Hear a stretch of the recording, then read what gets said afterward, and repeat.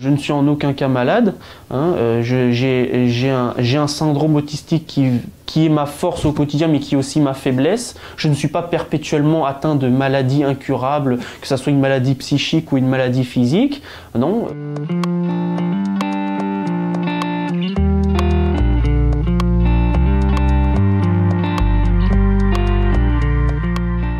Et je ne dis pas que ça ne nous pourrit pas le quotidien, qu'on n'a pas l'air de malade quand on est en colère, qu'on est énervé, mais de manière 10 fois plus forte que tout un chacun. On a l'air de malade pour les autres. Moi-même, des fois, je me dis, mais j'ai l'esprit malade, je ne me sens pas bien. Mais c'est pas une maladie à proprement parler, c'est ça que je veux dire. Le syndrome d'Asperger, c'est comme son nom l'indique, un trouble envahissant du développement qui fait partie de l'autisme, de l'échelle de l'autisme, du spectre de l'autisme.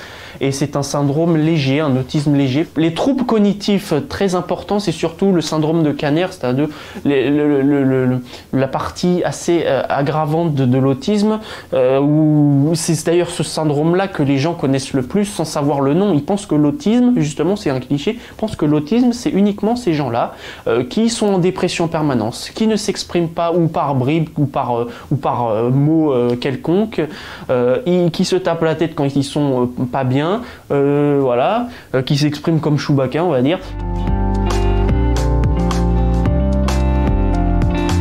Dans l'autisme Asperger, il y a ce qu'on appelle, mais vraiment au sommet, il y a le syndrome du savant.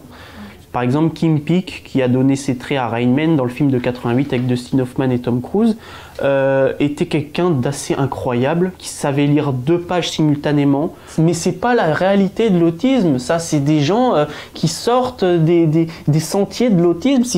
Ils ont leur petite branche dans le spectre de l'autisme, leur petite branche qui est autisme savant. Mais ils sont que quelques-uns, il n'y en a pas beaucoup. Moi, on pourrait penser que je suis à la limite entre un autiste de haut niveau et un autiste savant, mais je ne suis pas autiste savant. Je suis autiste de haut niveau, certes, tous les autistes Asperger ne sont pas des autistes de haut niveau, mais moi, je suis hypermnésique, donc je me souviens d'énormément de choses et je dois prendre conscience des facilités que je peux avoir dans certains domaines, même s'il y a des côtés sombres qui est de se souvenir de choses qu'on aimerait totalement oublier, mais qu'on n'y parvient pas et qui nous bousillent la santé, évidemment.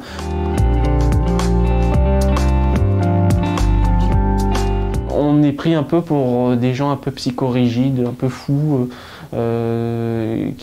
ça donne uniquement une activité, puis le reste n'a plus d'importance pour eux, ils manquent d'empathie aussi, on dit souvent ça. Mais la majorité des gens avec autisme, dont moi, on est seul malgré nous. On n'a plus envie d'être seul, on a une solitude forcée, une solitude malsaine. Malheureusement, on a beaucoup de mal à enclencher une conversation, ce qui fait qu'on reste perpétuellement seul.